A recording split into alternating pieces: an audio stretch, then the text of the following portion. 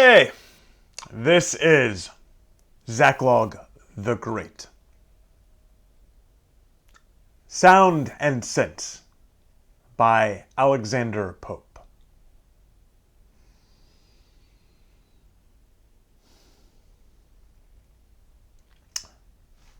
True ease in writing comes from art, not chance, as those move easiest who have learned to dance. 'Tis not enough, no harshness gives offense, the sound must seem an echo to the sense.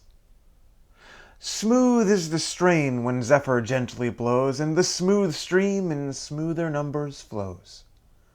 But when loud surges lash the sounding shore, the hoarse, rough verse should like the torrent roar. When Ajax strives some rock's vast weight to throw, the line, too, labors, and the words move slow.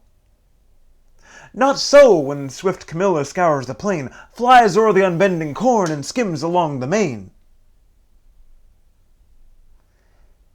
Hear how Timotheus varied lays surprise, and bid alternate passions fall and rise.